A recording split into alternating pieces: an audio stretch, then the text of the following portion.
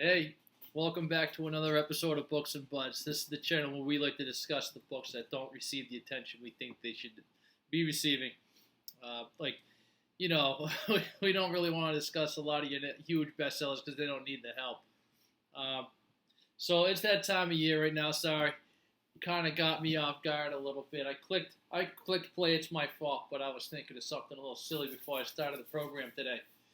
But I mean, it is officially fall. It is pumpkin season. It is dead leaves. It is Halloween time.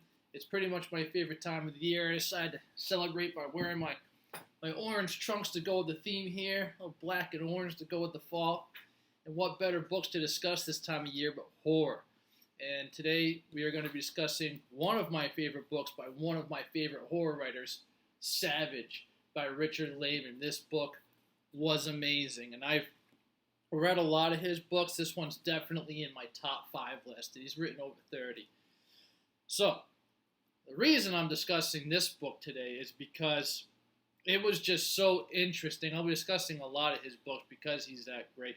I've said on a couple different episodes that horror is my favorite genre. My favorite actual genre is literary fiction, but of like your commercial fiction, your genre fiction, it's horror, and he's one of the best. So this story begins with this young boy living in the Whitechapel area of of London. And for those of you who are familiar with some of your maybe serial killer history, that's where Jack the Ripper killed all of his victims, all of his known victims, anyways. So this young boy lives out there. He's kind of up to no good, and he finds himself hiding under some woman's bed. Turns out that the woman was a prostitute, and she comes home with a man, and she gets savagely, I mean, in horrifying detail, murdered on the bed above this boy. I mean, body parts are falling on the floor, and he's got to do everything he can not to get himself caught while he's hiding in this woman's apartment. But he's got a little bit of courage, so now he's aware that this guy that's in the bed above him doing this horrendous act is Jack the Ripper. So he decides he's going to try to catch him. He's going to do his part.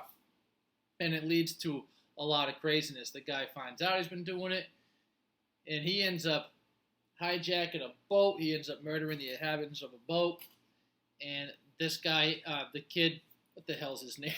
I forget his name. Trevor Bentley. Jack the Ripper's name is Whittle. It's a fictional name. We don't know who the original Jack the Ripper is, but in this book, his name is Whittle. So Trevor Bentley, he's trying to do the right thing. He follows him onto this boat. The guy, people are onto him. He gets the hell out of there. So he ends up kind of sailing over the sea, over the Atlantic, and they find themselves in New York. It's just a wild, wild book. I mean, there's a girl with him.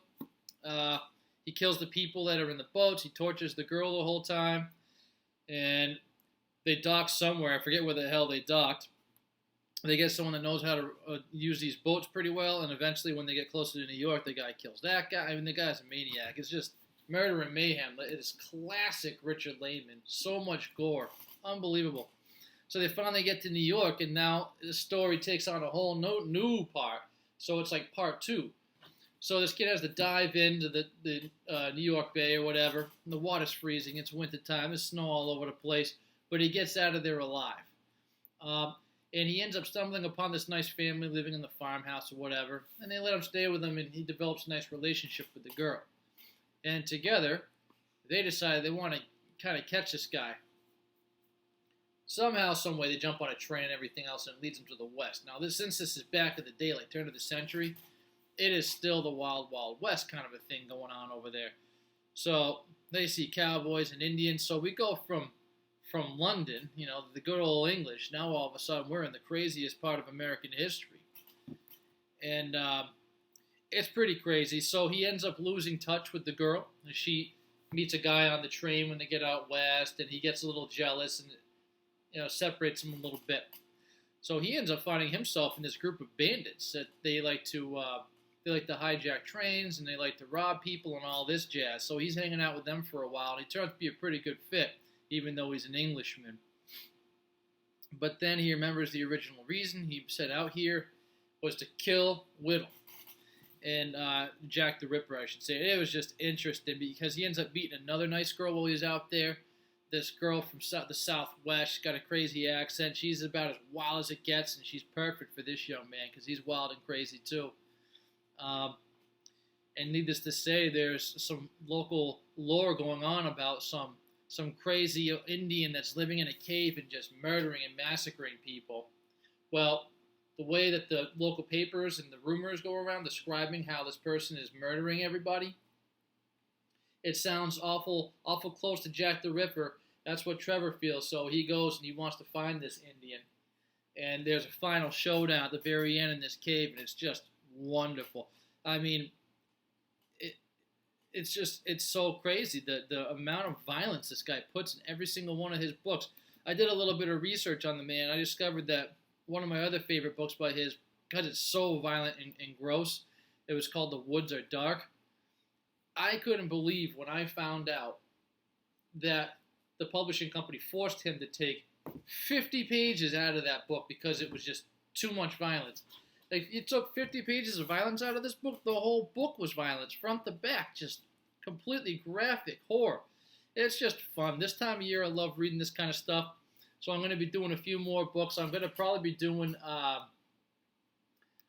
Mr. Keene coming up next week. My girlfriend Patty and I, we wanted to cover a collection of horror stories from Anthony Horowitz too. But it's that time of year. We figure we celebrate the right way by trying to give some attention to these horror writers that you should be reading. You really should. Richard Laymon is on the tippity top of my list of these authors. I just love him. And this book right here, Savage, one of the books that steals the show as far as he goes. I'll be doing some more. I'll probably do one more towards the end of next month, the end of October, because I love the man that much. But stick around, guys. We got a lot more books that you should be reading. And if you are an independent writer and you happen to catch this show, maybe drop a link to your book down below. If it's horror, I'll try to get to it really quick. And then I'll make a video for that. I'll leave a link to it down below. For now, I'm going to be leaving a link to Savage by Richard Laymon down below. And I hope you guys give it a click. We'll talk to you really soon.